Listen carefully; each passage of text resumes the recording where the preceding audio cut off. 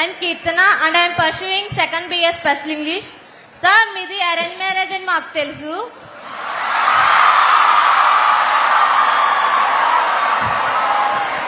After మీ marriage మీ మధ్య love అనేది ఎలా స్టార్ట్ అయింది సార్? అంటే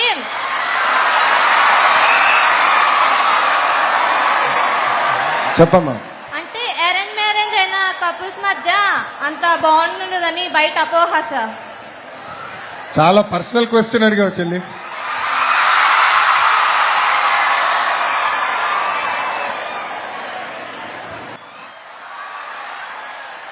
అప్పుడు నా వయసు 24.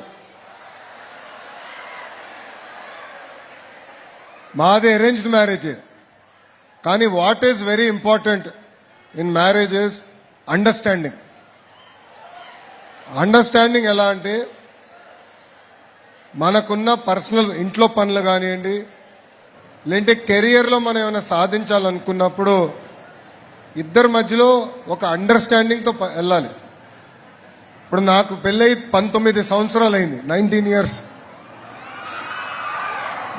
ఇయర్స్ బ్రహ్మని నేను నేర్చుకుంది అది. ఆ బాండ్ కూడా అండర్స్టాండింగ్లో వచ్చింది.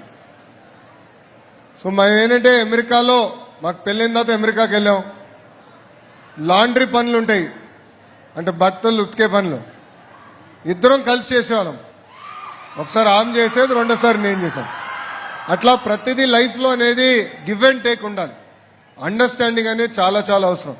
ఇప్పుడు నిజంగానే ఈ జనరేషన్ పైన వాళ్ళు ఒక చైతన్యం తీసుకురాలి. ప్రతి చిన్నాట్లకి డిసగ్రిమెంట్లు వస్తున్నాయి.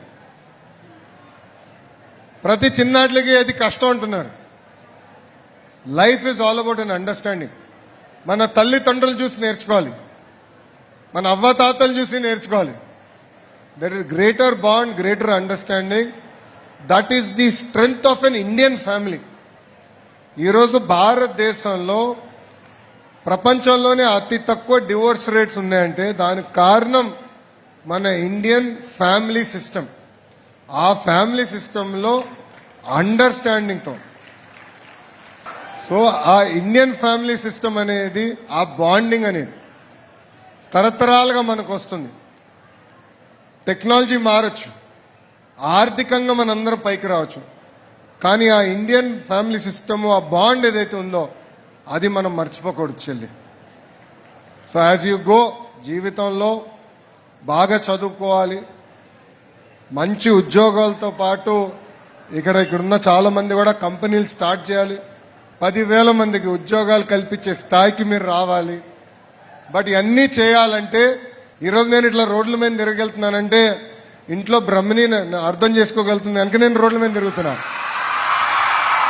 ఆనాడు నేను పాదయాత్ర చేయగలిగినానంటే ఇంట్లో సపోర్ట్ ఉంది కనుక నేను చేయగలను. That is the bond, that is the understanding. So give and take understanding అనేది చాలా చాలా అవసరం. థ్యాంక్ యూ చెల్లి.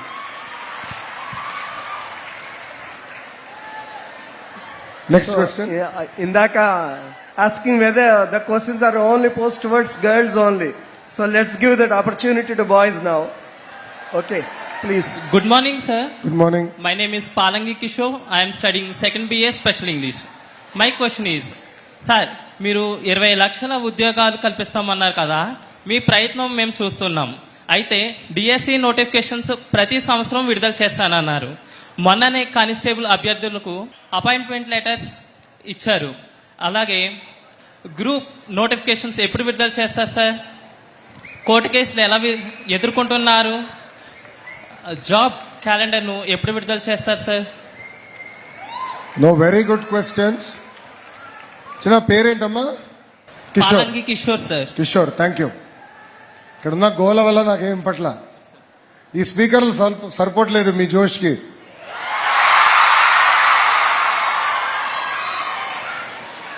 అమ్మా, నేను బలంగా నమ్మేది ప్రధానమంత్రి గారు ఇప్పుడు వికసిత్ భారత్ అని ఒక మిషన్ పెట్టారు. 2047కి భారతదేశం డెవలప్డ్ దేశం అవ్వాలని. ఆ విజన్ని మనం ఇన్స్పిరేషన్గా తీసుకుని స్వర్ణాంధ్ర విజన్ మనం తయారు చేశాం. ఆ విజన్ సాధించాలంటే మనం పెద్ద ఎత్తున ఆంధ్రులకి ఉద్యోగాలు, ఉపాధి కల్పించాలి. మీరు చూస్తున్నారు, మొన్న కాగ్నిసెంట్ కి గ్రౌండ్ బ్రేకింగ్ చేశాం. ఇక్కడ చాలా మందికి తెలుసు Cognizant is one of the premier IT companies in India. Meeting ముందల 8,000 ఉద్యోగాలు అన్నారు.